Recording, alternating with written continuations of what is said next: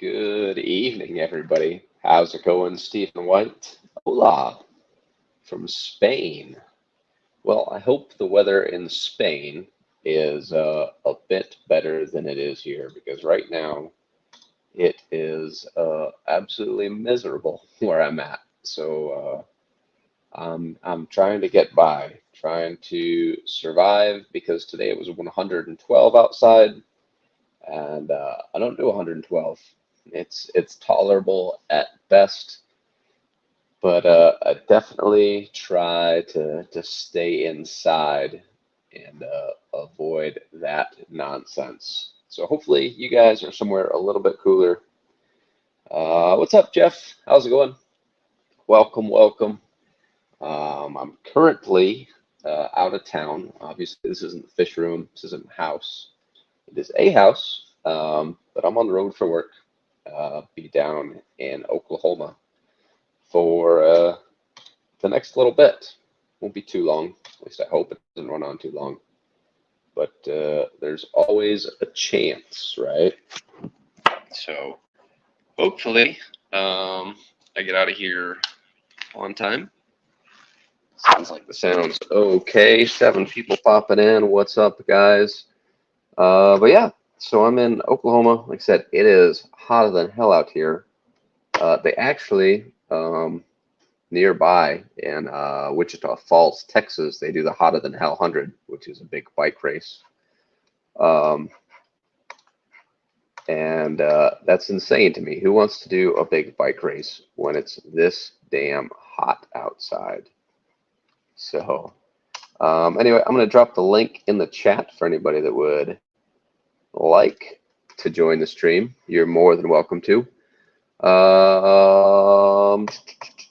Vibes, what's up, man? How you doing? Stephen P is here. Nice to see you, Stephen. We got a couple Stevens here. Awesome. This was kind of a last-minute deal. I had some time.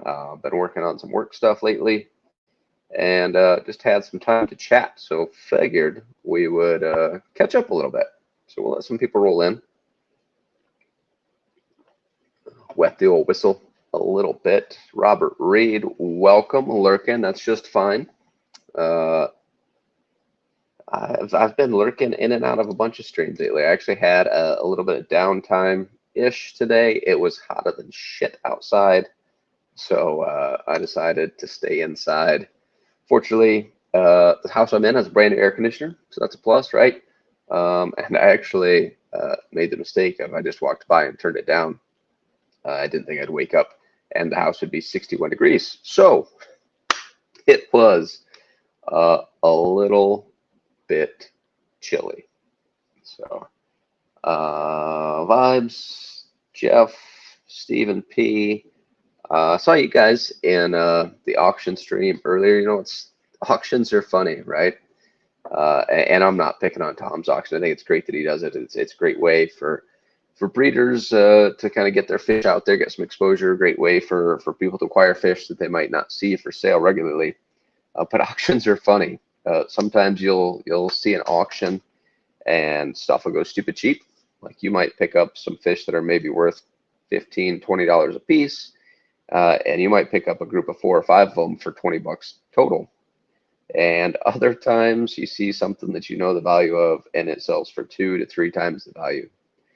Maybe somebody else, it just isn't familiar with that. Maybe it's the first time they've seen it. So that's how that goes. And I mean, value is whatever somebody's willing to pay, I guess, right? So can't always put a specific price on things. It is very emotion based. Stephen, I saw you bidding on some of Luke's plants. Did you end up winning those? I was flipping back and forth between a bunch of stuff. Fishfam.link is in the house. Fishfam.link, thanks for stopping by. If you guys aren't familiar, fishfam.link is a super awesome tool that one of our very own made for us, and you can get all your FishFam related information pretty much in one spot. So check that out. Oops. It's super cool. They do have, used to be on the streaming schedule. Let me do this. I'm going to go here. Can I add this? So much stuff open right now. This, boom. Let's see if I can, oh, fish fam link. So anyway, so right now, hey, all things fish, that's us. I'm live right here. Gina is also live. I stopped into her chat for a little bit, and then Danny Ken will stream tomorrow night. Danny Kenny Sunday night, kind of the schedule for the next few days. But they also have some cool tools. Said we're on the live page. Shows you who's live right now, who's going to be live. These are some cool giveaways. Fish Fam Bingo is a thing for a little bit. And if you actually sign in, you get used to a few more tools. So the calendar. This is what I was looking for. Sorry, guys. The calendar. So today's Saturday. So Ben Ochart was on earlier. Cichlids and Coffee. Co-op does a members only stream. Focus on Rico. I'm not sure if obviously, you know, they kind of submit their plan and schedule, and whatever happens happens. But you can go out. You can look at the next week, see when your favorite people are going to stream. Super useful tool. What's on the news tab? Anything? Recent news. Snail in distress left without a leg to stand on. Awesome. Anyway, so yeah, fishfam.link. Super useful tool. But anyway, we were talking about auction stuff. So got too many things open here. Boom. There it is. All for fair price, not super cheap, and not a ripoff. Yeah. And sometimes it's fair, sometimes it's way undervalue, and sometimes it's way overvalue. It just depends what somebody's willing to pay. So I guess have a price in mind of something that you're looking for. And fortunately, Skipper, when he posts those auctions that he does on the Saturday nights, he usually posts a list of what you can expect to see. So if you run down the list, you're like, oh, I've never heard of the King Tiger Pleco. Look it up. Okay, cool. Its value is roughly this, and maybe you're able to find it for a price that's closer to reasonable, or maybe you'll realize like, hey, I didn't necessarily like need this fish, but it's such a good price that I'm gonna buy them anyway and add to my tank. Branton, good evening. Welcome. Thanks for stopping by. We're glad you came. So anyway, right. So it's that the title of the stream said, I messed up, and we all mess up, right? It's how you handle those mess ups. Like a single mistake doesn't define you. But like I said, I'm out of town for work for longer than just a few days, and I thought I had things squared away. The 125, was getting it dialed in. It was looking good. And then I'm like, all right, cool. This thing is ready to go. I leave town for a few days. Talked to my wife the other day, and she says, oops, cancel. She's like, hey, there's something going on with the fish tank. It doesn't look quite right. So I said, well, what's going on? And I said, she said, well, there's some algae growing. Well, it's a planted tank. I kind of run it on the edge, and it's summertime, so I'm pretty busy. And I was like, what's going on? Well, there's algae, right? Sure, no problem. She's like, I cleaned it up a little bit, but it keeps coming back. I was like, well, you've been feeding the tank. I did a nice water change, scrubbed algae right before I left, hit some of the BBA with peroxide just to knock it down a little bit. I said, what about the CO2 tank? She's like, well, what about the CO2 tank? I said, send me a picture of the gauge on the CO2 tank. And this is what I get. So this is a 10-pound cylinder, and my old school Milwaukee. It's an MA957. The thing's 20 years old. Haven't had any problems with it. Still runs like a top, and it would run like a top right now if this gauge on the left did not look like that. So there's the problem. I left town, and as luck would have it, 5-6 days after I leave, the CO2 tank goes empty. So I have options now. It's the weekend. The fire extinguisher shop that I take my CO2 tank to is closed because it's Saturday and tomorrow's Sunday. So can't get the CO2 tank filled until Monday. So for the short term, I just had her dial the lights down, cut the light down from about 75% to 50% to just slow things down. And I'm going to have to walk my wife, who's extremely smart and fortunately follows directions well, through swapping the CO2 tank out, which obviously, if you're super familiar with CO2, not a big deal, right? We do this depending on the size of your tank. This is a 10-pound tank, I'm going to 25. I usually fill it about every 4 months. Apparently, I didn't pay attention to when the last time I filled it was, and I didn't think, hey, it might run out while I'm out of town, and I'm going to be out of town for a while longer yet. And I get to walk my wife, who's never done anything with the CO2 tank, through how to disconnect it, go get the tank filled, and reconnect it. So that'll be fun. Fortunately, well, she doesn't always necessarily listen to me, and I probably don't always listen to her. She's pretty good at following directions. So simple enough. CO2 is empty, so you don't have to worry about that. And I'll just I'll FaceTime her or something, help her get it disconnected, and then tell her where to go. Hopefully they have no problem filling it up, and walk her through reconnecting it and hope everything goes smoothly. So it's annoying every time. Don't want to do it. The consequences of waiting too long are dire. I know. Sometimes I push my luck. I'm like, well, how long could I go? And then I just end up with a problem, a bigger problem, meaning more of a mess to clean up. Not the end of the world, but obviously usually happens at the most inconvenient times, i.e. me being out of town when I can't deal with it. So that's one mess up, one mistake I made. Obviously, like CO2 cylinder, it maintains constant pressure because it's pressurized, so it maintains constant pressure until it's simply empty. So I'm not worried about end of tank dump, where it gets down so low that it can't maintain the pressure and just keeps spewing out the gas until there's nothing left. I do have a problem where I have no CO2. So that'll be a Monday problem.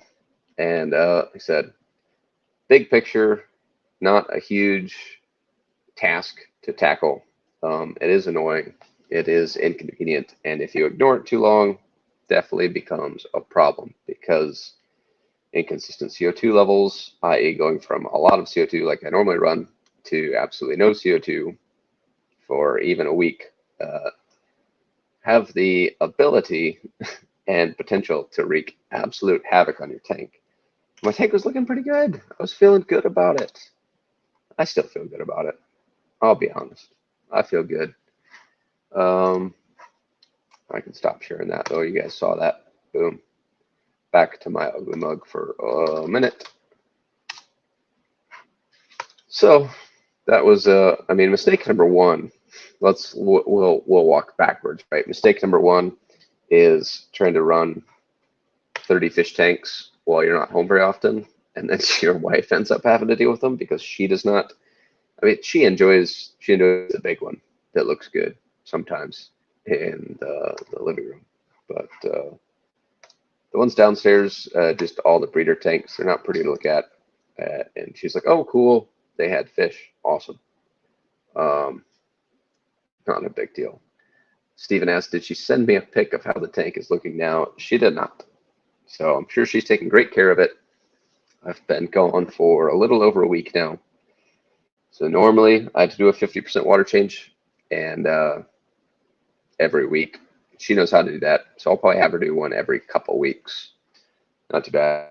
I honestly told her, I was like, well, seriously, like, just save yourself the hassle and time and just top it off while I'm gone. Because I mean, it's a little over a month, hopefully. But she's like, no, no, no, I do the water changes. I've got it set up pretty easy. Take the hose, set up the siphon, drain it, uh, connect the hose, the RO barrels, turn the pump on, fill it back up. Boom, bada bing, bada boom, done. I keep some Thrive on hand. I usually dry dose salts because it's cheaper and I'm selectively cheap about certain things. But I keep some Thrive so that when I'm not home, she can easily dose the tank. So I did that part right.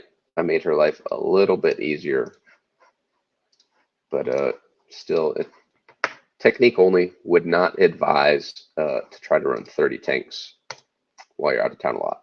But fortunately, for the foreseeable future, there are a couple changes at work, and I should be home after this trip for the majority of the time. We'll say long term. I'll still have a work trip here and there, but they should be a little bit shorter. But anyway, other things that I did to try to make her life a little bit easier. I put sticky notes on all the tanks downstairs because I've got tanks there's shrimp only tanks, there's tanks with just guppies, there's tanks with just endlers,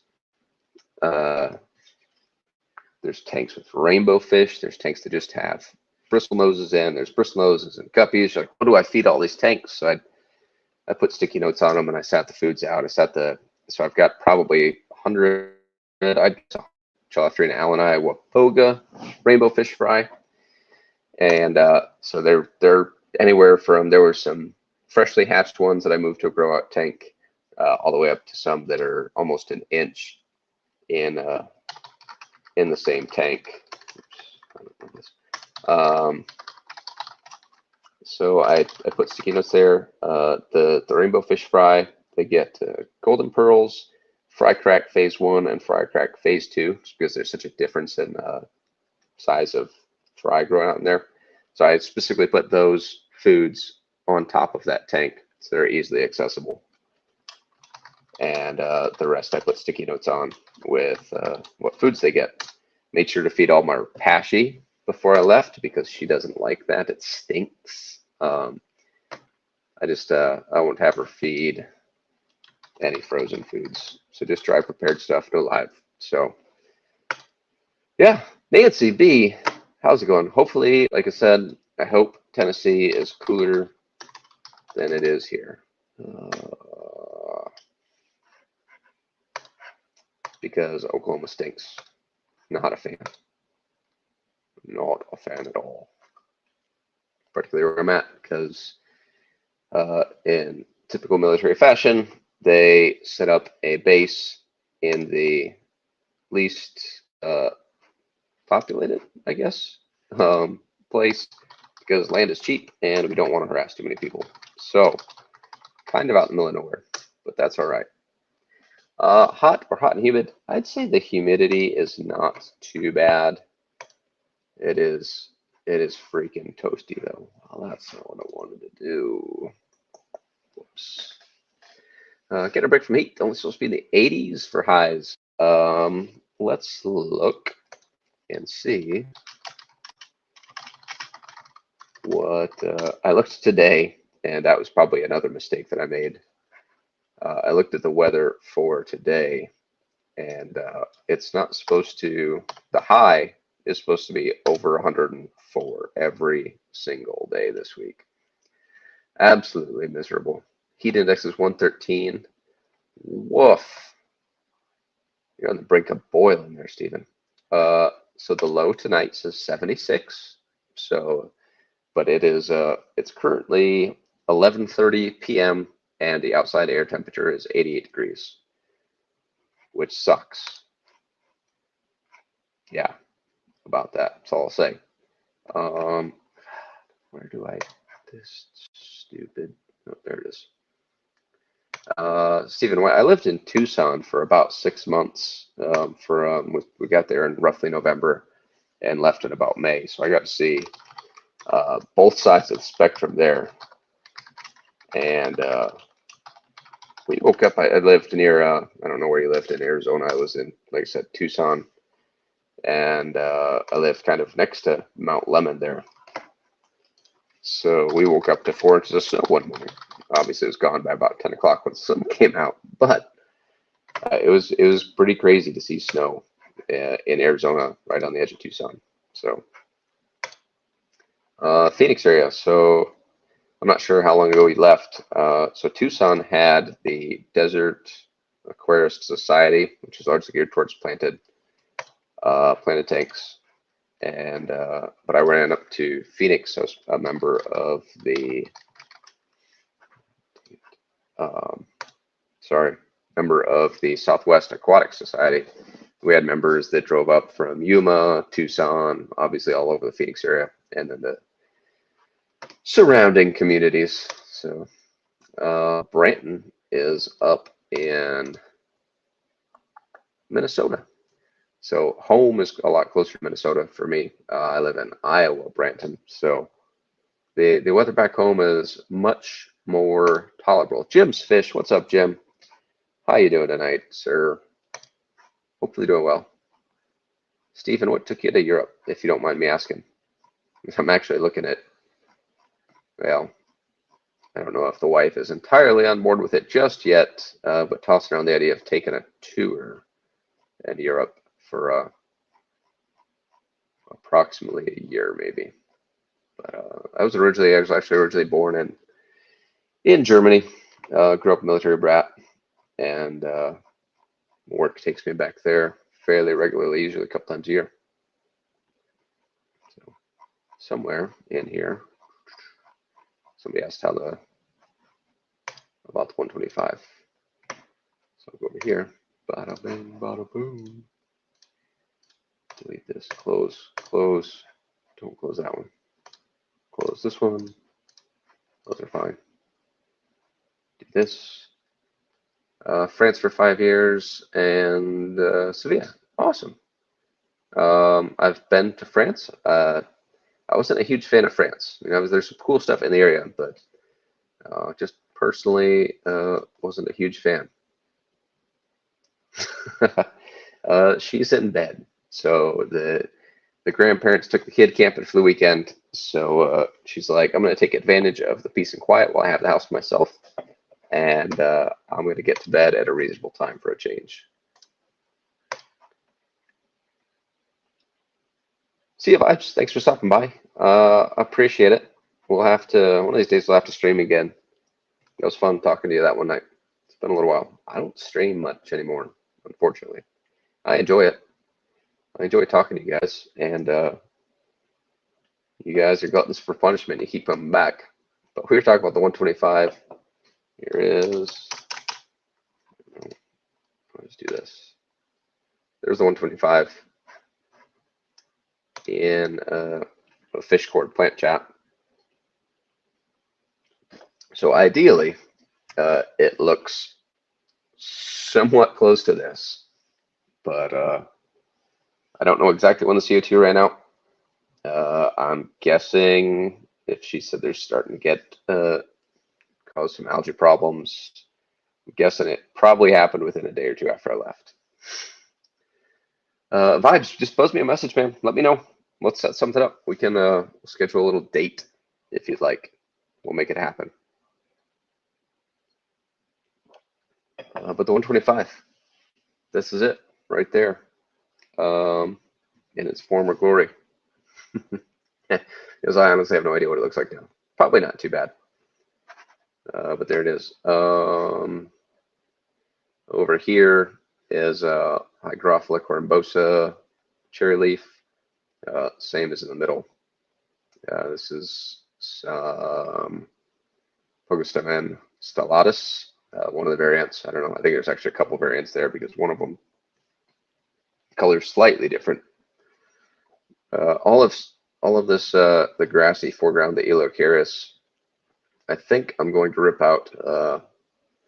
I'll either ditch the whole thing, which I mean, I don't want to ditch the whole thing because I do like it. It looks nice, but it is freaking dense. I think that carpeted area has been going like that for a little over a year now, And I've removed some bits and pieces here and there, but for the most part, it is just packed in there, super, super tight.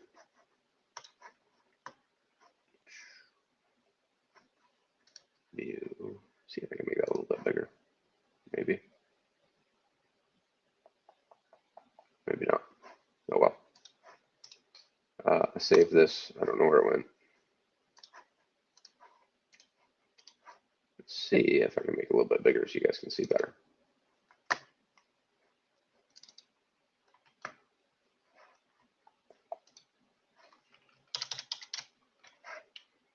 do this. We'll do this. Do this. Oh, there's my mug again. Well, congratulations. I'm sure that's exactly what you wanted to see. Over here. Boom. Make it a little bit bigger. A little easier to see. So yeah, like I said, the Elocharius, I believe this is Parvula, because I had Parvula and I had Acicularis at the same time. One gets shorter, one stays longer. I could look them up quick, which I should.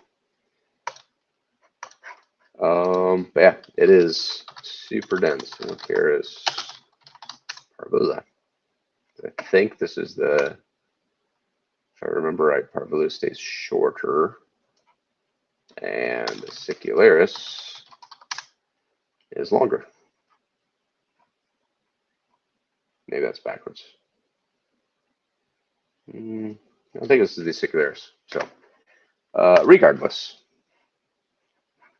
that's that.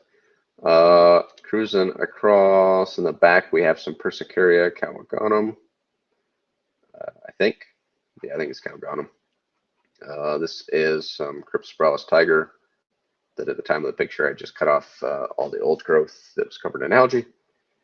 Sliding over pretty much from the middle of the tank right is just a variety of crypts. There's some super cool ones in there, and then there's some regular Wentii. There's a green gecko hidden in there somewhere. There's some queen fandom, I think, maybe. There's a few lags. This guy here is a big Simolis parviflorus I got from a buddy. Some Boos, which is not Galaxy Twinkle Nut, and it's not Steve. I would not pay the prices that Bucephalandra SP Steve draws these days. Which, if you're wondering, like, what the hell is Bucephalandra Steve?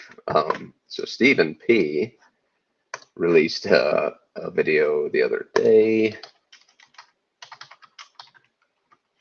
that he completely renamed all of the crypts in his tank. Thoroughly entertaining, and joke, not a joke, is extremely accurate because people just make up names all the time. So I'll drop that link in the chat. Oops. Somewhere. Yeah, right here. Oh. This one. Go check that video out real quick. It's just a short, it takes you 30 seconds, and it is super entertaining. Well worth the 30 seconds, and well worth another 30 seconds to watch it again. So Stephen has a very creative mind, and it's very humorous while being 100% accurate at the same time. So well done, Stephen. Appreciate the laugh, and I said thoroughly enjoyed it. So super cool. Moving over, there's more crypts down here, and then this is an Anubias that I just hacked a bunch of leaves off of. They're right in, I don't know, you might be able to see it. There's a spray bar right here, and because of the flow from that spray bar, combined with this little power head here, it's a little Corellia power head. For some reason, this tank grows BBA, blackbeard algae, in like 2 spots, and it's right in front of this filter output. So that means this Anubias gets covered in BBA frequently, and this Bucephalandra here likes to grow BBA as well. So I just do manual removal, and by manual removal, I just cut the entire affected leaf off. And if there's just a couple leaves that just have spots, I just blast the ever-living shit out of it with hydrogen peroxide. Seems to work fairly well for aesthetic purposes. And despite being both slow growers, for whatever reason, most epiphytes tend to grow a little bit slower than others, which is science. Somebody probably knows why. They actually grow pretty fast, but I'm also blasting this tank with CO2 and I say RO water, but it's mostly RO. I ordered a boost pump, so also a potential mistake, mess up, etc. Don't go on the road and then start ordering random fish stuff to your house because your wife's like, what am I supposed to do with all these boxes? Like, just don't open them and I'll deal with them when I get home. She's like, well, what are they? It's either fish stuff or Jeep parts because that's pretty much all I ever order in the mail. So I'm sure she's super happy that every few days there's a new box on the porch. But oh well, it's better than drugs, right? A lot worse things I could be spending the money on. Strippers, maybe. I don't know. Yeah. So stuff and things. G'day, Mark. Welcome to the stream. We're glad to have you. Another thing that I'm going to do for this tank, because I'm gone so much, and this is another thing that I should have. Yeah. So actually, you joke about that, Stephen, but when I was deployed overseas, this is probably 3 years ago now. So I ordered a cover, like a weather cover to put over one of my Jeeps because it didn't fit in the garage at the time. And I was like, hey, I ordered this cover for the Jeep. And then the company that I ordered it from said that if you make a video of you installing it and talking about it, that they'll give me like a $150 gift card. So she's like, are you serious? I was like, I know that's a lot to ask, but is it too much to ask? And she's like, oh, I guess. So there's a video out there on a company's YouTube that makes Jeep parts of her putting a cover on to one of my Jeeps. I don't know. I looked it up a long time ago. I wonder if I can find it though. Oh, jeez.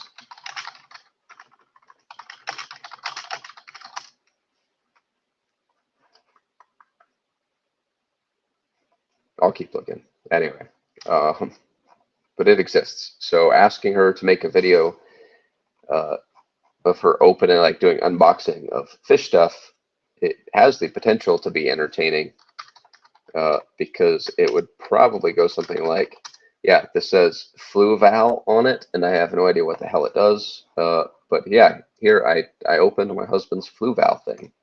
So, which wouldn't be any different than 99% of stupid ass unboxing videos on the interstate or on the internet. Sorry. Yeah, so I ordered this AquaClear filter, and it seems to be really well packaged. And I mean, it's made of plastic, but they put it in a cardboard box, and there's some styrofoam, and here's the packing list and stuff. So yeah, it's gonna be a really, really great product. And you're like, that I don't personally enjoy unboxing videos. I think they're a bit silly. Having said that, I've done unboxing videos about like fish because it's cool to show off fish, and species profile video.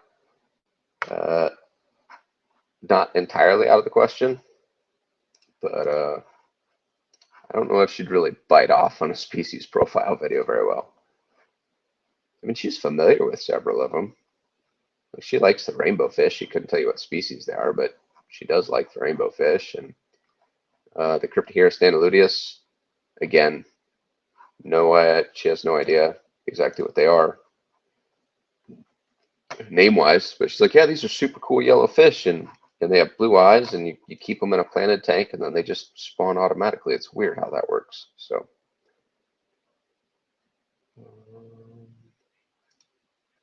so actually,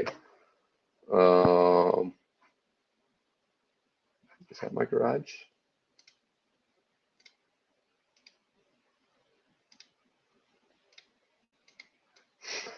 It was, so she will not appreciate this one bit right now. But what's up, J-Rock? Chat GPT could teach her. I'm going to go over here. Like I said, I don't think she'll appreciate this, but she's sleeping and can't stop me right now. So, not that one, not that one. Nope, nope, nope, nope.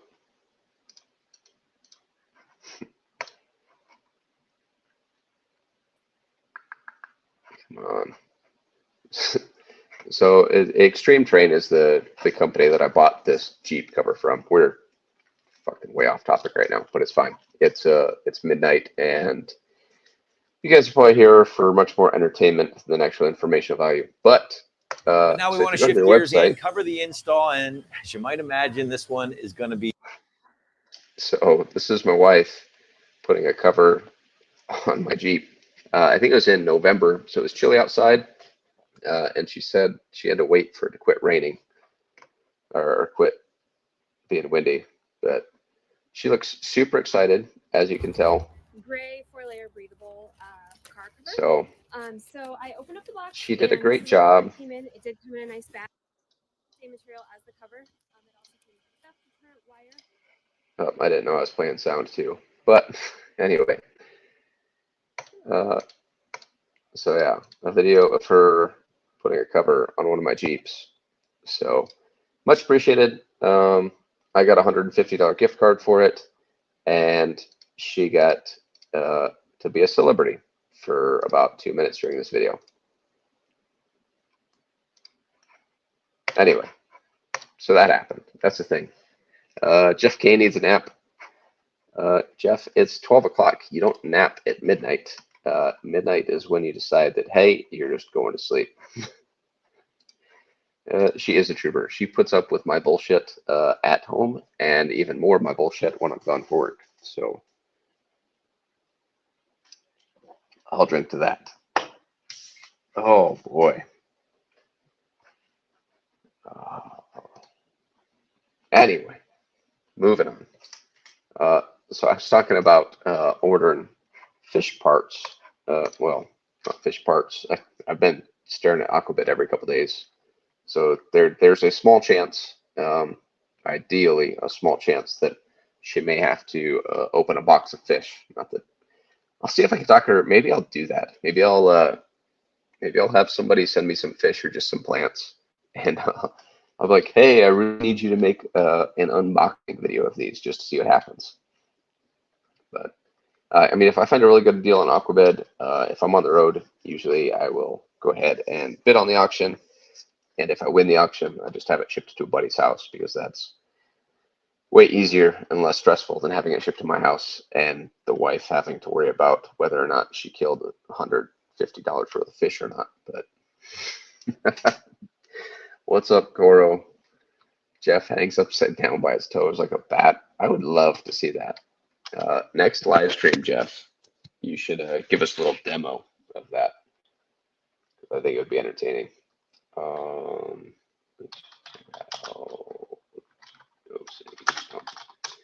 So my next project is, I think I'm going to set up something like this guy. And I'm not sure my screen, so you have no idea what the hell I'm talking about.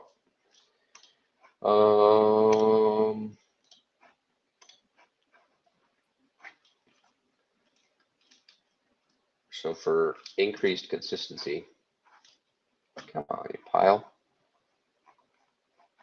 And it's working. And the 125, and I'm going to set up a dosing pump and just automate my fertilizers, which obviously I don't need. Well, theoretically, I don't need 4. I'd either mix 2 solutions, or I'd pony up and I'd just go over to nylocg.com. Not sponsored, by the way. It's just my go-to, and I'd get some Thrive. I'm sure this haven't said. Boom! Look at that. Get some Thrive. But $28 for 500 milliliters would not go terribly far in the 125. But a gallon might. So if I just set up a dosing pump on a gallon of Thrive, I I had to do the math and see how long that would last. The gallon's only $80. That's not really that bad. Maybe they have a calculator. A gallon refill treats up to 19,000 gallons. It's like you dump. Does that mean that you dump a gallon into 19,000 gallon pond and it doses to your target levels or what? But 2 milliliters per 10 gallons. Do some math here. So I have a 125 gallon tank. So we're looking at 125, one pump treats 10. We'll call it 11. We'll call it 25 milliliters per dose. We'll save dose it. I mean, I should get by for a while. Steven, how long does Strive or whatever? Imagine you used liquid ferts to dose at 19. I do dose daily. If I did Thrive, so I think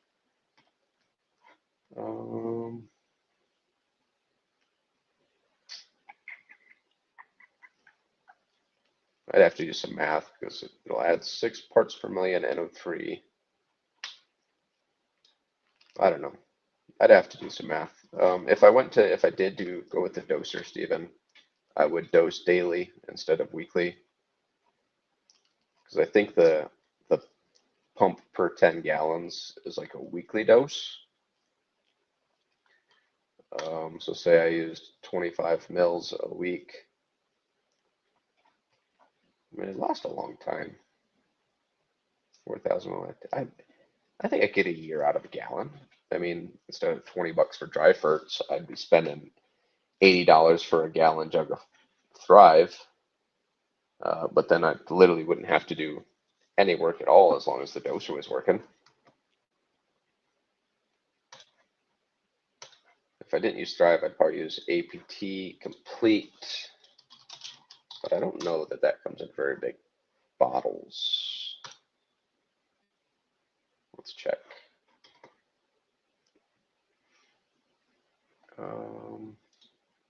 Oh, I get 1,000 mils for $50. So it'd be more expensive, but doable. Full dose every day. So a full dose, you're doing 4 pumps. Is that what you're concerned? A full dose every day?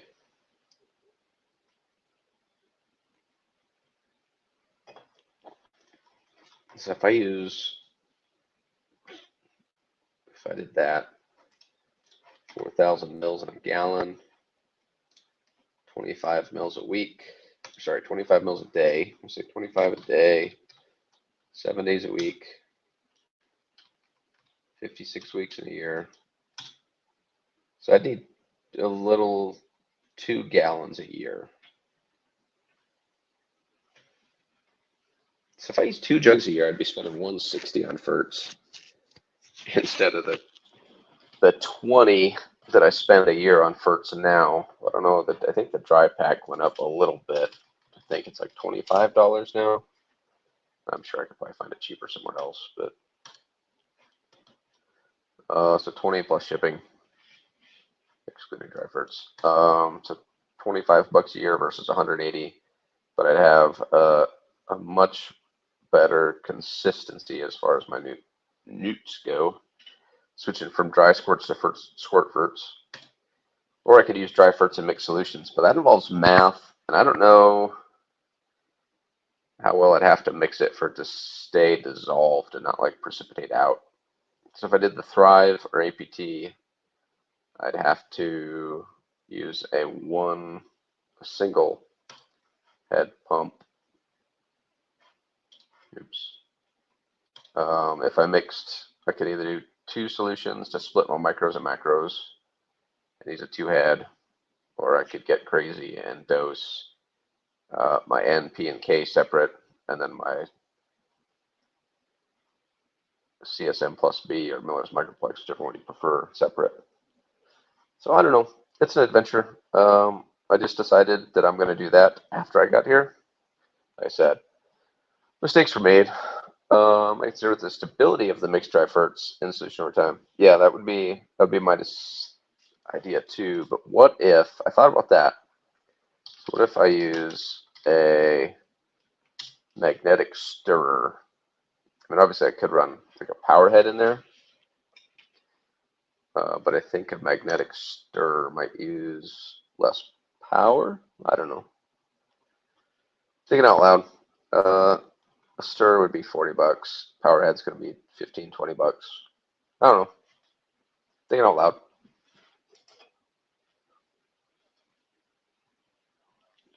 Somehow they dissolve all the stuff into a jug of Thrive though, and it's stable. I just don't think that without like serious mixing equipment that I could reach the stability level I'd need for it to not precipitate out without having to make a new batch all the time. If I made a batch once a month, that wouldn't be too bad. But I know people that, oh, I'm sure I can find a stirrer cheaper than that. I just was glancing quick. I know people that they make solutions themselves that some of them use like Excel as like a anti-fungal, antibacterial. So that would be another concern, right? Because you have a bunch of nutrients in a bucket, and if it's not sealed, then who knows what's going to build up inside that over time.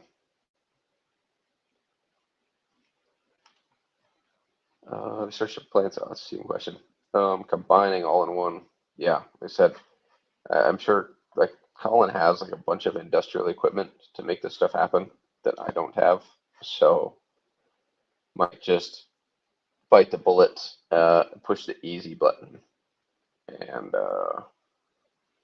just go to a liquid. Or I'll pick people's brains until I figure it out. 113. Woof, Stephen. I feel your pain. Except you guys have humidity down there, so it's probably even worse. What's the pond's temp at? I know last time we talked, it was like you could get in the 90s. Just boiling soup. Does he have any new stuff listed? I'm always looking for new toys. I don't need them, but new toys. Yeah, I don't blame you for waiting on shipping, Stephen. I would not, even back home, like in Iowa. I mean, you're talking 80s, 90s, and it's still like I've had plants freeze and bounce back just fine. You can't cook plants in the mail and have them bounce back. That's not how it works. They do not appreciate it at all.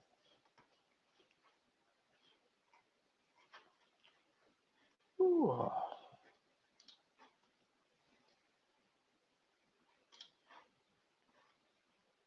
Browsing. Master soil. I haven't heard many people using master soil. And at $50 for 16 pounds, I probably don't plan on using it anytime soon either. Black super powder. I would not want a super fine substrate. 1.6 to 3.0. That's not bad though. 50 pounds. Ugh. Gross. Let's oops. Duval Stratum. What's the old Stratum cost right now? 45 for 18 pounds. So yeah, less than half the price. So it would probably survive 113. Yeah, I bet it would. That wouldn't surprise me one bit.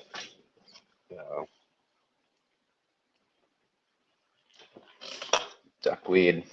Most of the floaters would probably be fine, I'd guess. Because floating plants are ridiculous and know no bounds. There are zero limitations to floating plants. They just suck up all your nutrients and block out all your light. Which in a tub, like outside a tub or a pond, provide some shade, keep the water a little bit cooler maybe. Send them all to duckweed. Every ounce of duckweed that you have. I guess this is on sale even. 30% off. 64 bucks. Let's see. Down to 35 back in June.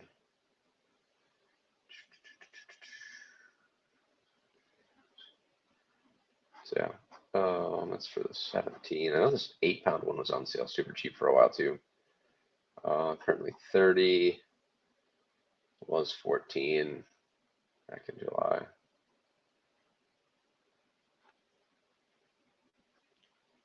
And apparently, at the end of July, they decided, hey, we're just going to make this full price all the time now. So looks like there were a bunch of sales over the summer. So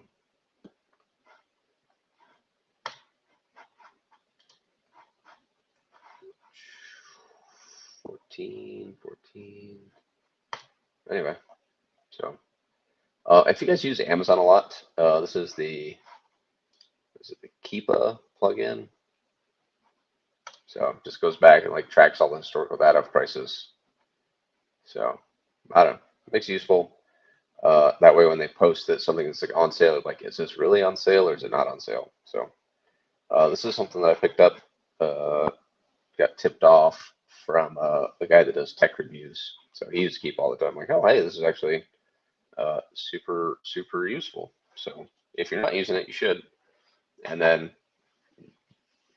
yeah, I started using it because I'm like, oh, well, I see something's on sale. Oh, well, it says it's on sale for a really good price, so I'm just going to buy it. No, that's not really the best way to go about it, because it's like, obviously, sometimes like, oh, this is on sale, but it's not really on sale that much. So, yeah, the Keepa plugin for Chrome, super helpful.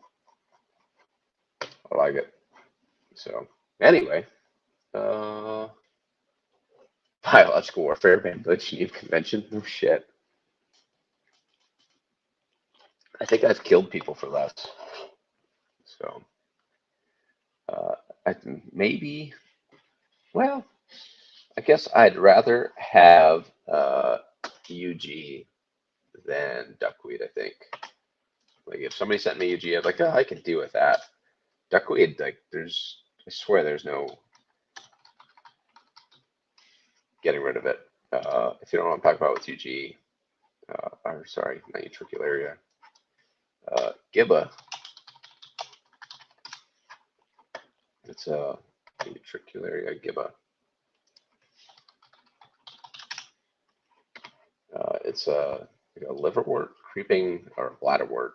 But this stuff gets in your tanks, and it is miserable. Clado or duckweed? See, the Clado's duckweed is easier to clean up out of a tank. But like duckweed, like randomly gets from one tank to the next. Clado doesn't transfer from one tank to the next. What's up, Vin? How you doing?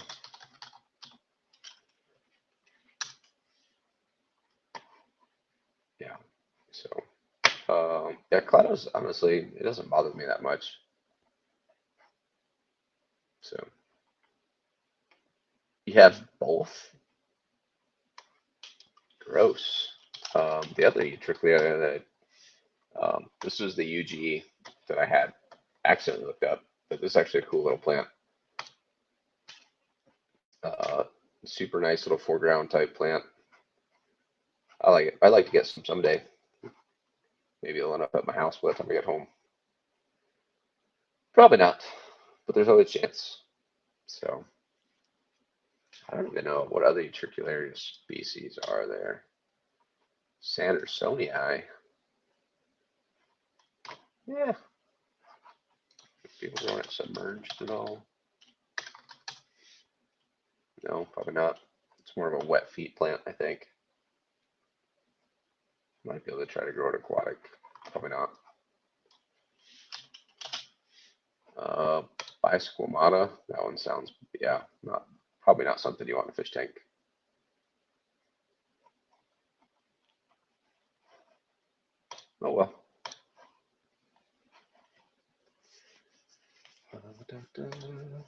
So I had some time before the stream, and I was just playing around, and so added some new stuff to the channel. So it's like a little couple new emojis, little Cryptoheros Nanoludius. For those of you that are good at growing plants, we got a little green thumb, a critter, and eventually I'll have most of the periodic table. But right now, since I only have a small handful of members, which I appreciate you guys. Oops, is it? It's not showing the other one. Anyway, we got the whole periodic table up there eventually, maybe, and then you guys can spell stuff out with emojis if you want. But been looking, got my attention with that plugin for Amazon. Can you type in chat? You bet. So it is the Keepa plugin for Google Chrome. It's free. It's clean. It's super helpful. I can pull it back up and show you since you said you weren't paying attention earlier. We'll go here. Maybe. And then, oh shoot, I'm not sharing it. Sorry.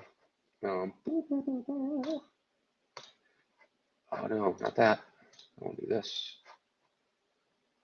Boom. So this plugin, like we were talking about earlier, is just this guy here. So it shows you the price history. Since you like right now, get an 8-pound bag of regular stratum. Current price right now, $28.99. On sale for $14 for a little bit higher. Newest is $25.32, so I don't know. That would be weird, but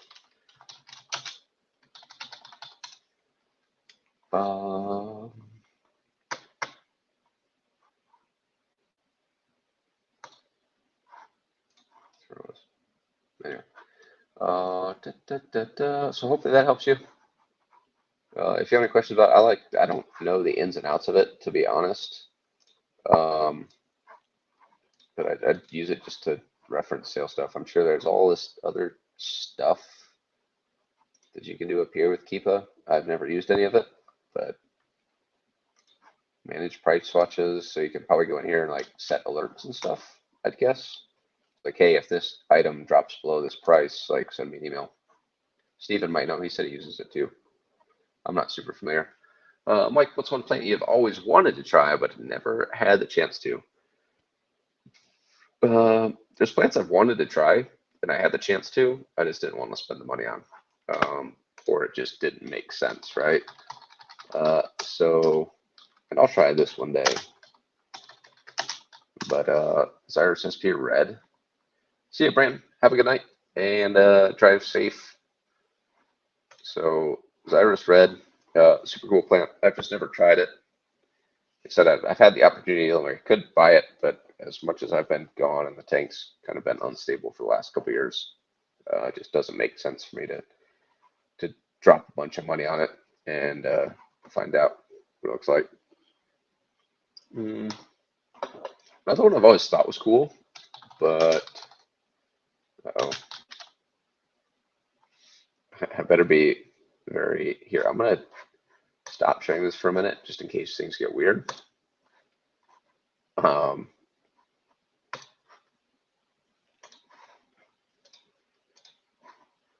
It's just one of those things that you have to be really careful with on your Google search.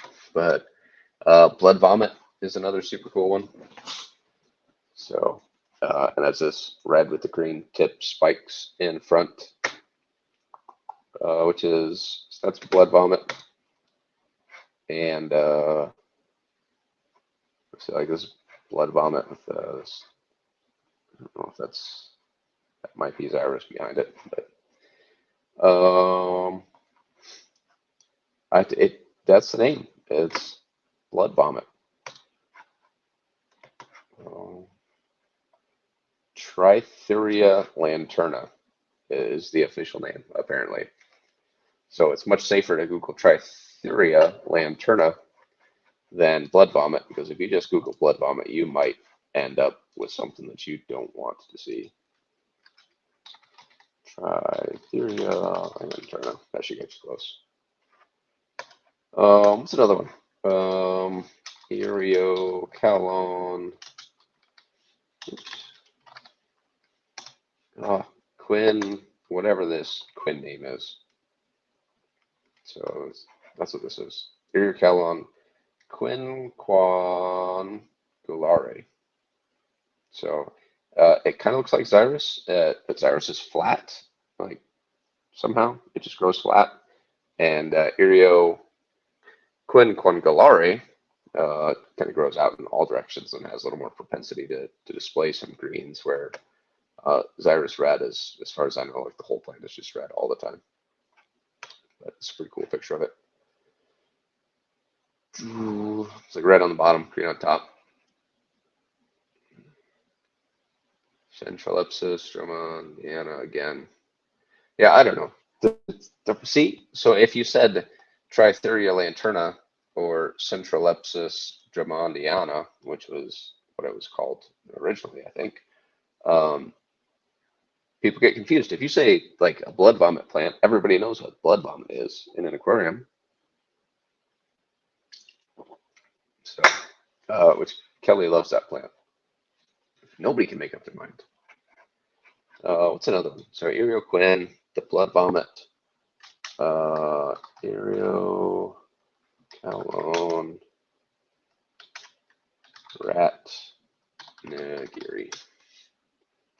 So Ratnagiri is a cool one. It's like a little spiky death ball. Like this guy is like, this is a super cool plant. There's like a phase, like plants go through phases. It's weird, but there's a phase where like several people were keeping this plant, and I don't think I've seen Ratnagiri for sale forever. I don't know if people are just like, oh, that's cool, and then they got over it or what. But I really like this plant. I think it's cool. Like that, like a bunch of that would that would I think it'd be cool foreground, like mix that in with a super short. Another, oddly, like all the plants that I've always thought were cool, but I've never tried, like our foreground type stuff, like Elentine Hydropiper, not super hard to find. Super short foreground type plant. But another one you don't see terribly often.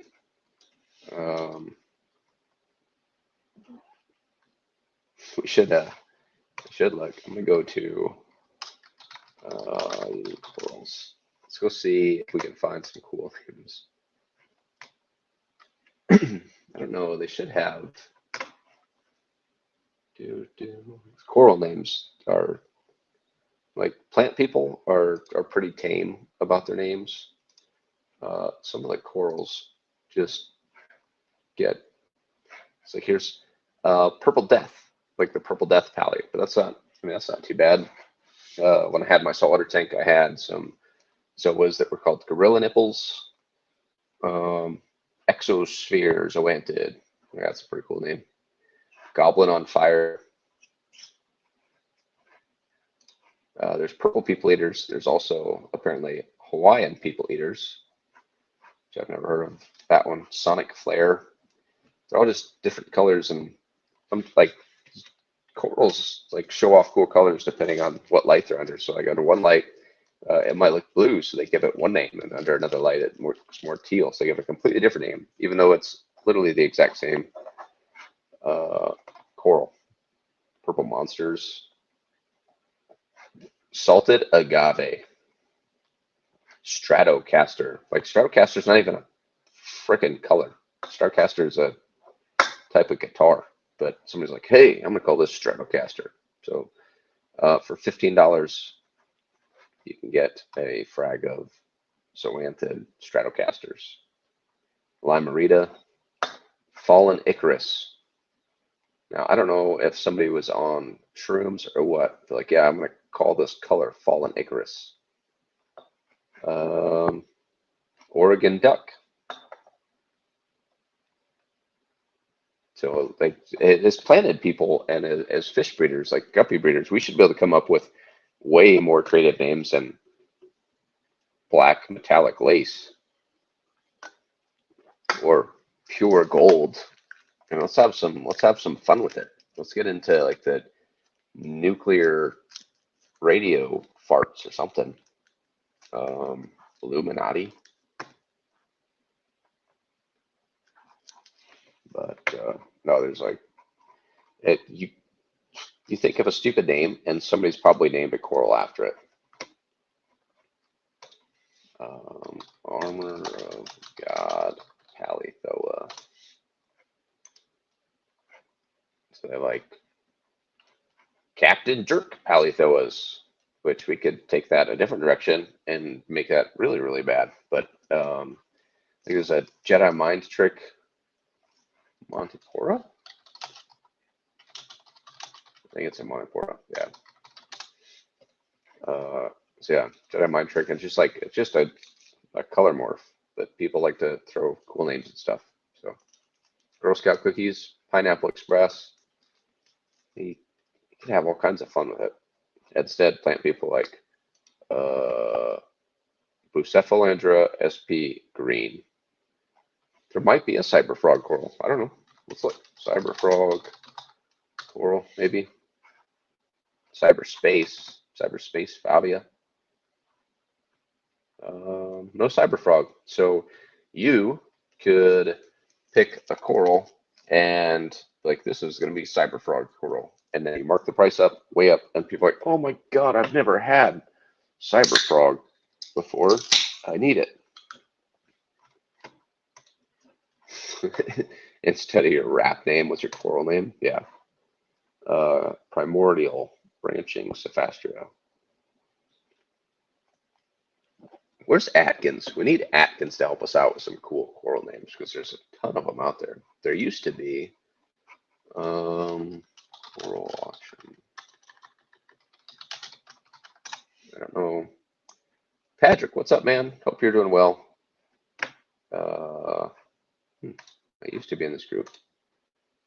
Not anymore. There used to, like, coral auctions used to be really popular on Facebook, but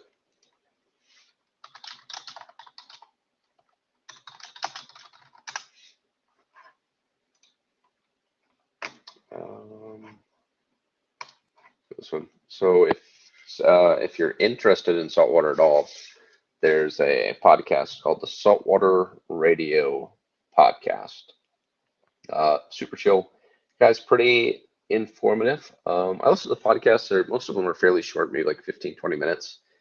He, unfortunately, and it kind of drives me crazy, but he does like a top 5 type list on every single show.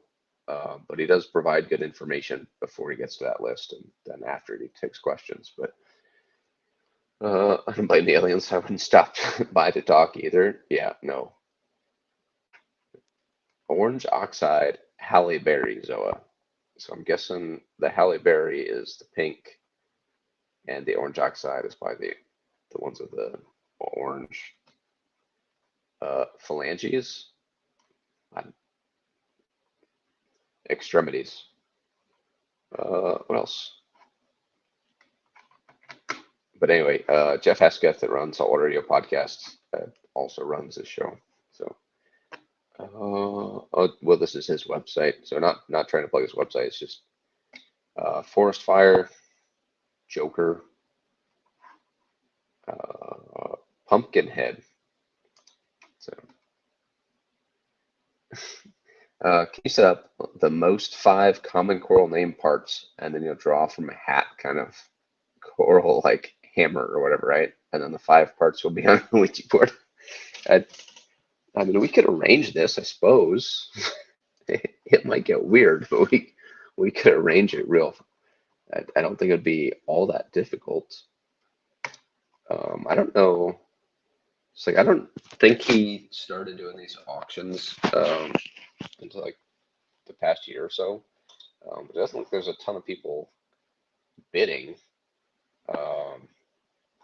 It's like you might be able to get a nice chunk of a coral for pretty cheap using this guy's auctions. Let the ghosts name the corals. That's a dangerous game, corals. That is a dangerous game. speaking of ghosts, so I was with some guys from work last night, and one of the people was with us wanted to watch a scary movie, so we were watching Boogeyman. Talk about like I don't think that most scary movies are particularly entertaining. Like especially if you turn the sound down and there's no loud noises, you're like, oh well, this is very scary. Um, but watch Boogeyman, and like you could see what was happening 10 minutes before it happened, and I just didn't find it a very good movie. I'll say that. Patrick Core people spends too much time gaming. Some of them do. What is United States largest private saltwater aquarium? I think.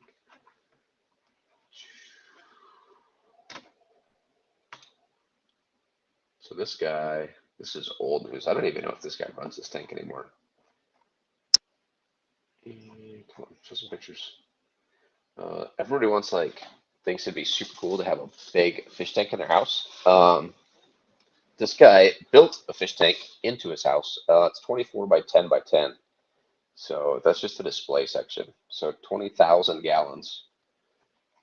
He had to engineer and build the equipment, like the filtration system, get out of here, by himself.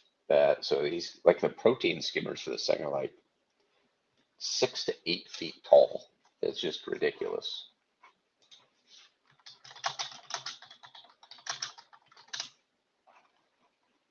I don't know.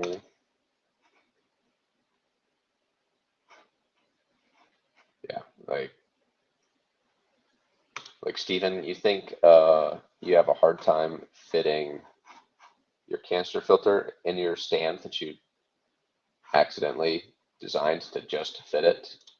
So these are the size of like big protein skimmers for saltwater tanks. So, I mean, she may or may not be very tall, but those are large protein skimmers. Or sorry, foam fractionators, because they don't really skim. They make a bunch of bubbles, and then the protein sticks to the bubbles.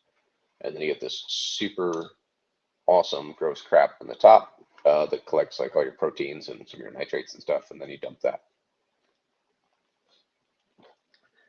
But since you have RODI now, Stephen, and you're setting up saltwater, I'm sure you've been doing all kinds of research into saltwater, and you're ready to go. I mean, I'd imagine you've probably been collecting equipment and you're just holding out on us. Maybe I'm wrong. Maybe not. I don't know. Anyway, excuse me. Oh.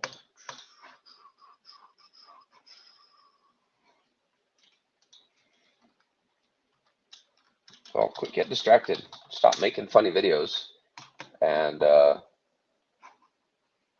get back to it. I mean, you've almost had that RODI unit for a full year now, so you should probably get on it. Let's see what's on Aquabed. If there's anything cool ending soonish. Like, I used to love Aquabed. I still really like Aquabed. I used to love it because it was legitimately, it was all auctions. Like, that's what the point of it was. But now most everything's buy it now. You have to really sort through. So most stuff that's buy it now, I don't even honestly look at, because buy it now usually means full price. Like I said, I'm selectively cheap. Apparently people want these. So 3 doesn't say males or females. So you'll get this pair, so female obviously, and the male plus an extra female. Over a year, ready to breed, and current price is $351. So coral form, yeah. Yeah, it's a lot of work, man. What do you think I should use to filter a tall 20 microalgae tank? Honestly, as far as filtration goes, since it's macroalgae and maybe some easier corals, you could seriously just put, if you have like an aqua hang on back, literally just for water flow or a couple power heads, because the macros will consume most of the nutrients, and then assuming you use a large amount of rock, that's all you're. I mean, when it comes to reef tanks, yeah. The rock, like the rock that you use for dry or live, is very porous, and there's a lot of jagged edges and stuff on it. So there's so much surface area. That's pretty much all your filtration. So, yeah, I would say you don't really need a whole lot. That's 20 with a 10-gallon sump. It's not bad. What else on Aquabed? Ancestris Yanisha. No beds, mixed guppies, not interested. No eggs from overseas. Tiger antlers, albino swords. Buy now, buy now, buy now. Duckweed. Nothing cool right now. Honestly, Stephen, like that would be, I would just roll with that. I wouldn't worry about it too much. I think you'd be fine. Let's see. Macroalgae tank. Trying to think. Yeah, he's listening. It's low risk and ever. Yeah. So I would love. Is this it? I'm trying to find a specific macroalgae tank off the top of my head. But it was forever ago, so I'd imagine like remember when people still used PhotoBucket? Like I'd imagine all this stuff is linked onto PhotoBucket, and PhotoBucket is honestly not a thing at all anymore. So a lot of that stuff is gone. Yep, that might be it. Ooh, this is another good one. Taiga Boy. Companies, yeah, that can happen. But this was like one of the early like macroalgae tanks. I'm not even sharing. Sorry. This one. It's like so this is from 2012. This is like the early example of a macroalgae tank that I really ran into. So it's just like his filtration is on the right. So it's basically like an overflow into, you call it a sump or this chamber on the far right. And there's literally just live rock in there. That's it. So it doesn't take much. I know seagrass specifically is a macroalgae, but he's got a bunch of macroalgae in there. Photopocket, they could hold photo hostages for money. They did, and it almost worked. Let's see if I can just click this. Maybe. Anyway. Damn it.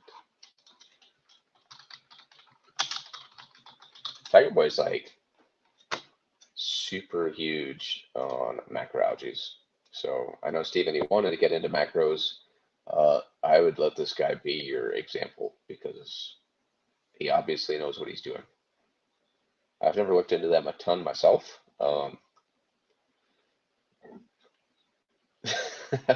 I mean, you can't. You could. It could be your first one. You just gotta set yourself up for success. And I mean, you've been spending the last year doing your research, so you can properly set everything up. So you should be ready to go. No, it's just like this is a 60S, which that's 60 liters, 4 gallons, and that's only like 12 gallons. So, I mean, totally doable. So the 5N, so this one, that's 40A. 5N, this one, so it's 4 gallons, low iron, no skimmer, like I said, no filtration really. He's not using any reactors. He's got a couple water pumps, and he's running Twin Stars. So doesn't have to be too crazy. Literally a heater and a water pump, Steven. That's it. So your 20-gallon tank is set to throw a heater in it, keep it warm, and throw a water pump in it, and call it good. And you're set. That's it. So this is, I don't know all the names of these, but this one in the front, I think is a species of Callipra prolifera, maybe. I don't know if he has a list here or not. 75 to 78, not too bad. 1.025, just pretty standard as far as salinity goes. Probably doesn't worry about his calcium, alk, and magnesium very much. It's really more geared towards corals. So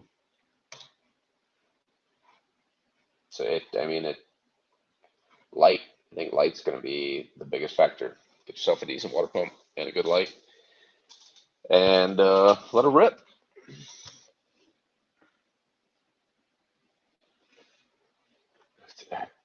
I don't know, other than putting them in nearly straight RO Coro and blasting them with CO2. I don't know if you can kill Malaysian trumpet snails.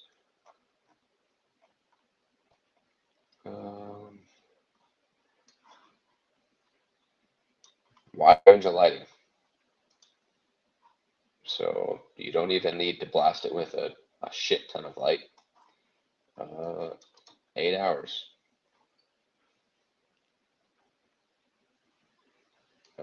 As far as filtration goes, so yeah, you don't want a protein skimmer. Obviously, it's going to pull your nutrients out. And live rock, maybe a little biomedia, and that's it.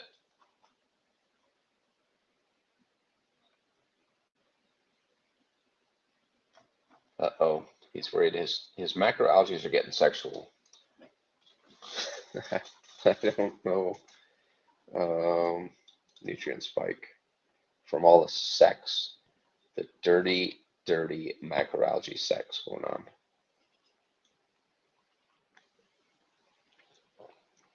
And literally, it's aquascaping with salt water. Super cool though. Damsels, which are assholes, clowns, gobies, and he's keeping balloon mollies for shits and giggles. So that's sapphire blue damsels. 6 bar. No, 6 masked gobies. So masked goby, cute little guy.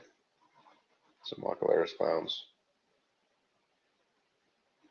Feather dusters, crabs, scrimps. These are sexy shrimp.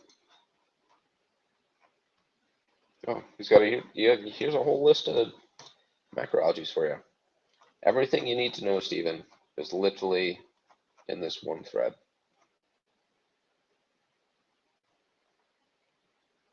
Some cool shapes.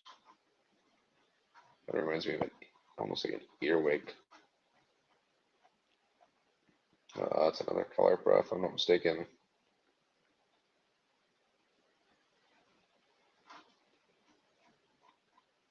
I'd say like sourcing different macros will probably be the hard part because there's not a ton available outside of like a couple Callipras, Catamorpha, and like Dragon's Breath, which kind of looks like this red stuff, I think. But research complete. You're ready. Start filling your tank.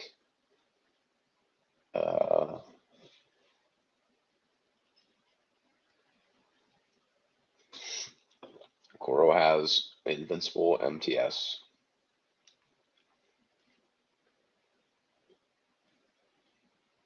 Yeah, it won't take long. So I mean,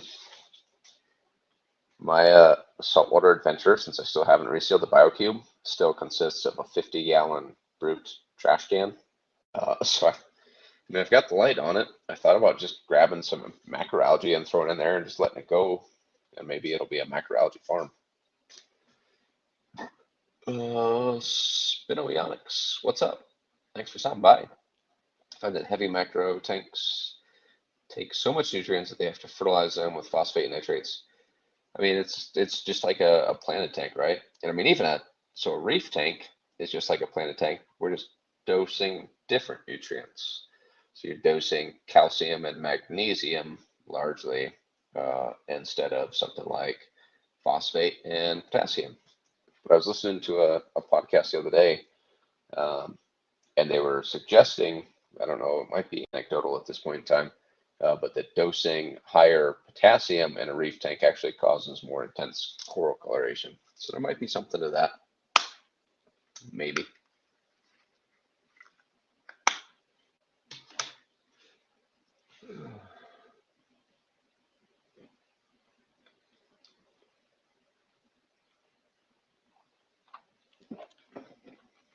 So I've kept some. Maybe I might be able to find it. Hold on.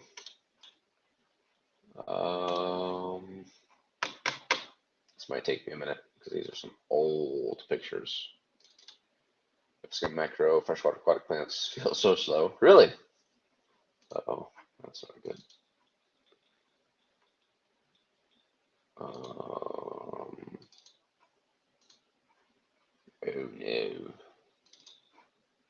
We'll get there. What macros are you keeping? Let's give Steven some ideas here.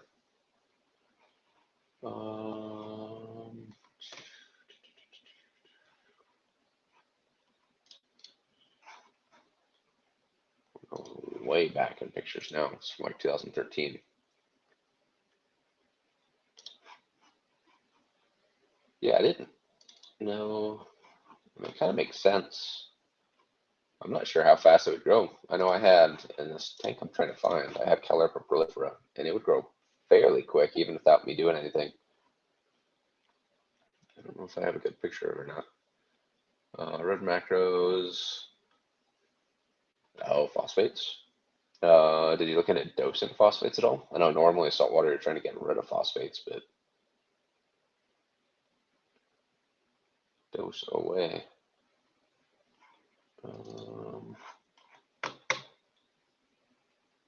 Oof.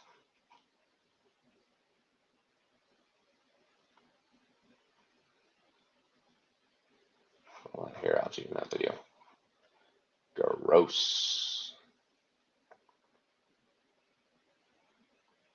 That's crazy. I didn't know that they grew that fast. Were you able to source your macros locally, or did you have a hard time finding them?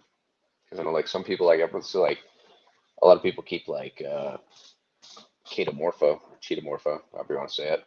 But outside of that, it seems like it's fairly hard to find.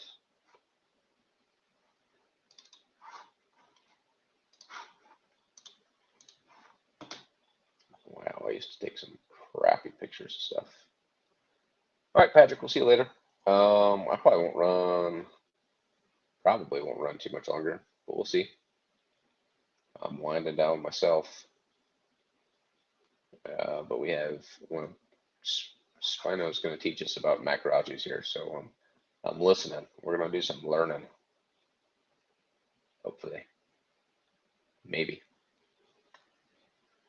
Still 15. It's 12:45 at night, and there's still 15 people in here. You guys are crazy. That can't possibly be that entertaining. Here's this. Oh, it's a crappy picture. This. This. Boom. So this is a citron, or no, a clown goby. The citrons are like the yellow orange. These are some shrooms. There's a name in the back. There's a little clown goby. All right, Ben, have a good one. Hopefully, if you have any questions about the Keepa thing, sorry, I'm not super useful and more helpful. But if you ask, maybe we can both learn. Mag count and elk. Doses aren't so important for soft or macros since they don't uptake it as much as stormy corals. Yeah. So are you, if you're running a macro, like primary macro tank, what are you testing for the most part.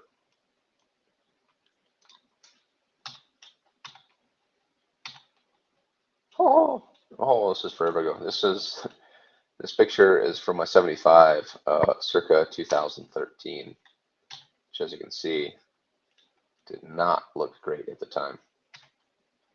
Plants look good, but the tank itself was just a mess. Some Ludwigia, some Rotala. I think this is Rotala Eni on the far right, but it's been a while.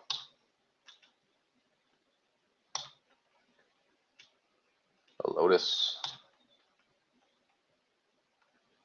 I sucked really, really bad at aquascaping. Some Boost. So that's Boost on the bottom. Even back in like 2012, 2013, which was shortly after they started becoming more popular. Macro tank, green solar tank, everything.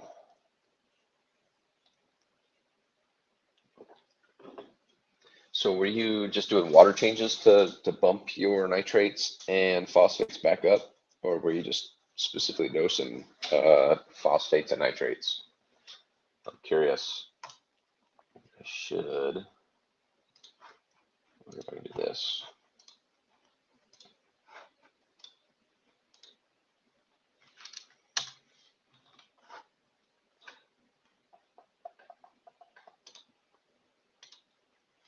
These are old fish I've had.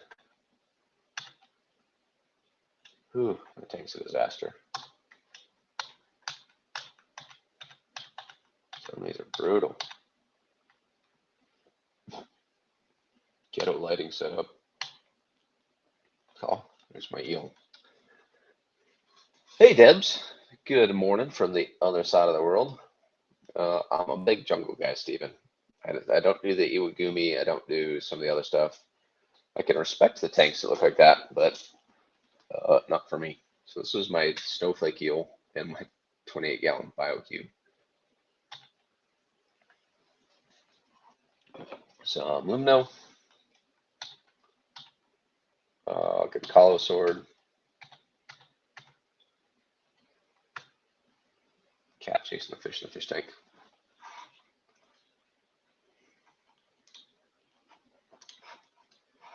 Cora asked a question.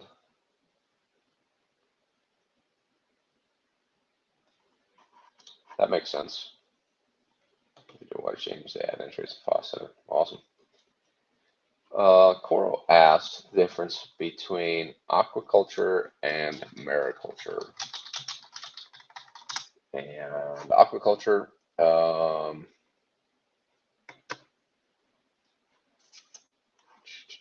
if I'm not mistaken, one is basically grabbed from the ocean, and one is primarily raises them in tanks.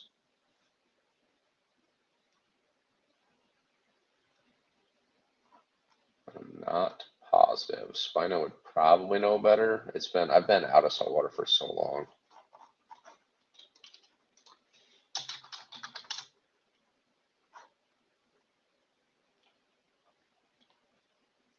Yeah, so mariculture, like you're growing them in the ocean, and aquaculture, you're raising them in like actual farm tanks. So mariculture, they'll actually set up basically coral gardens in the ocean, where they set up like 100 by 100 foot section of mesh, and then they'll attach corals to it, and they'll grow the corals on that, and then they'll trim them and ship them for sale. Whereas that's mariculture. In the ocean, aquaculture is where you're doing it in like a closed environment. Oyster farming would be mariculture. Afern. That's accurate. So generally speaking, like mariculture, you have more risks of bringing in parasites because it's coming from the wild. It's like wild caught fish versus tank raised fish. Whereas like aquaculture, it's going to be probably treated a little bit better. It's probably going to be a hardier coral and more adapted to like domesticated type environment. So what else do we have in here? Let's Let's keep digging through old pictures, I guess.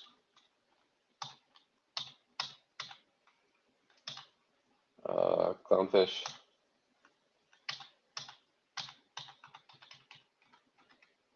I don't even know what platies those are. Apparently I had platies for a while. Alright, kind of boring. Blue and orange. Wild harvested, not free range. I'm not sure. I've never dug so much into it, Coral, I'll be honest. I think mariculture is basically anything from the ocean. Aquaculture is more like a tank environment. Speaking in terms of how long I've been in it, oh, districts, copy.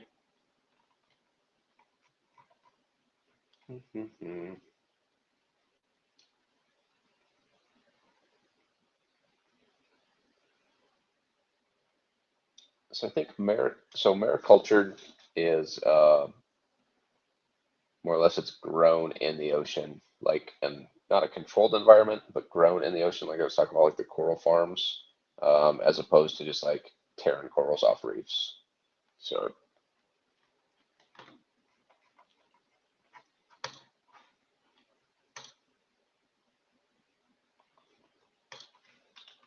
some of the old crap I had. It's a super cool video.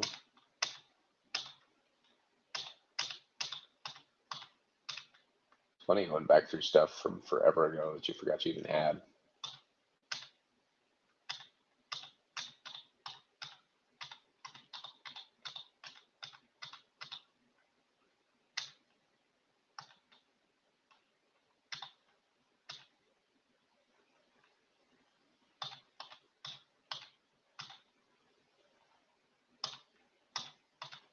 Here. Yep, there's a Limno aromatica flower. If you've ever seen one, they're kind of cool. Moose. Anyway, enough of that. If I see something cool, I'll let you guys know. Micros don't like newly second tanks. Tanks need to be cycled first before adding them. What's the theory behind that? Like, what about a long-term tank helps them take off? Because I'm curious. Right, Coro? Organic means a lot of different things in different places, depending on who you ask. It was in Arizona.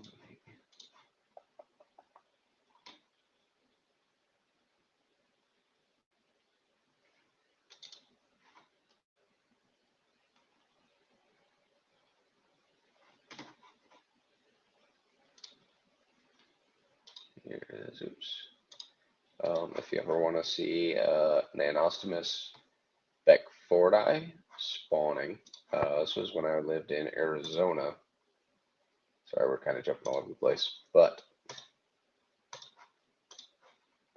so this is a male behind the algae on the glass, and a female. You can see a big belly, less coloration, and he's trying to get her to lay some eggs so he can spawn. So this is my 28-gallon BioCube when it was freshwater for a while. Oops. Let's go. Which actually looks decent for a decent amount of time. Stop this. Oops. Cancel.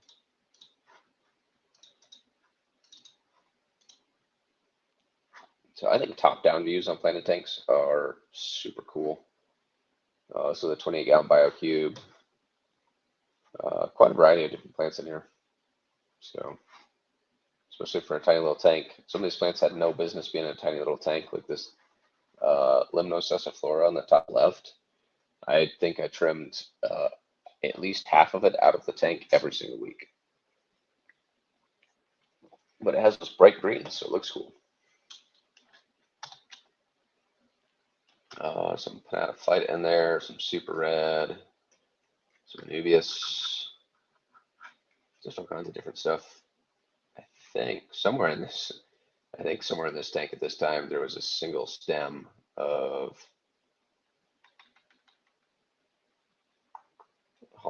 Hygrophila polysperma. So, uh, so funny story. I don't know if I ever noticed this in this picture. This is a spool of soldering wire that I apparently left inside the light after I'd replaced a couple of LEDs. So if you look up there, zoom in. So there's on a BioCube. So I had my LED light that I built. And it was on a big aluminum heatsink. Then there's a clear, basically a splash cover, and it looks like I left the soldering wire inside of the cover when I put it back together. Whoops. Wonder how long I left that in there. Oh, so this tank had the Nanostomus forti, and then if you look close, there's some blue Neo shrimp. I don't know if you guys will be able to see it. There's some blue Neo shrimp in there too. Looks like a lag. Some Luia, some Lobelia. No, that's not Lobelia. Anyway, see, there's that stupid soldering iron again. And then I was running a diffuser. That's our project manager, right? Store them at the site of your most recent project. Yeah. So I'd imagine if you tore down a lot of new construction, like a lot of houses, like if you start breaking into walls, you'd probably find so much crap. To include things you don't want to find, like Gatorade bottles full of stuff that's not Gatorade.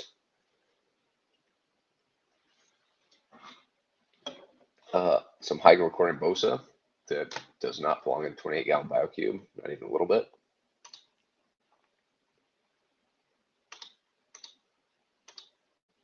Oh, this tank was pretty cool when I had it set up like this, I guess.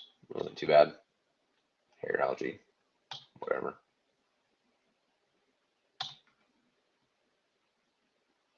That's Eco-Complete on the bottom, which Eco-Complete was a decent substrate for its time. Anymore nowadays, I'd never spend the money on it. Oh, there's one of the blue shrimp that I was talking about. That little guy.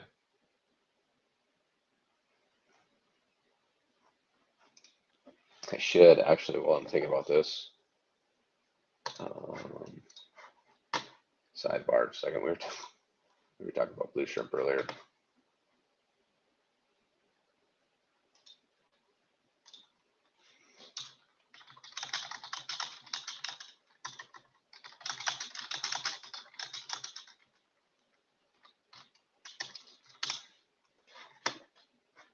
Found a little caddies for that, Stephen. I can't easily store all these damn trip hazards.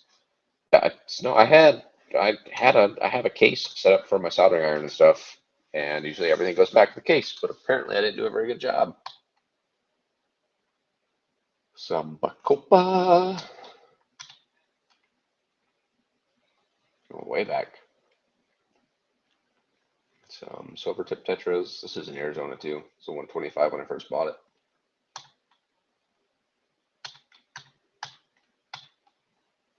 Ugh, looking a little ragged. Big group of pencil fish. I think I bought these pencil fish in an auction down there at one of the clubs. They're super cool though. I got them to spawn, but I wasn't very good or didn't pay enough attention at the time to actually raise offspring from them.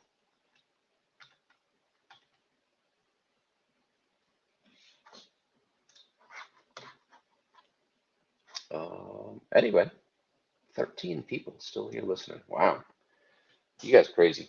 But anyway.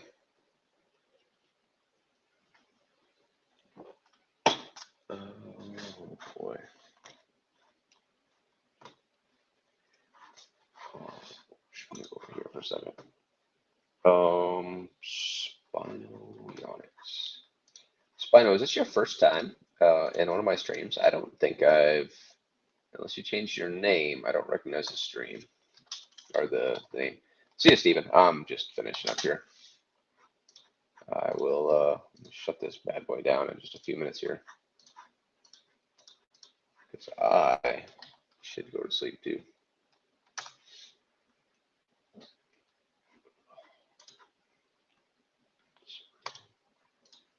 Let's have this open. I can just do this.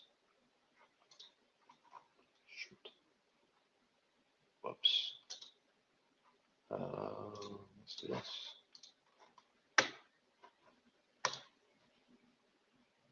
Boom. No content. Subbed. Yeah, no worries. Pleasure having you. Thanks for joining us tonight. I'll have to pick your brain about saltwater stuff because I'm getting back into saltwater after a really long hiatus, and Steven's just getting into saltwater, so we can all learn together. But anyway, it's the top of the hour, 2 in the afternoon. Where are you, Spino? Because I've been, it's 1 a.m. here. It's 12 hours probably. You'd be further east than the deed.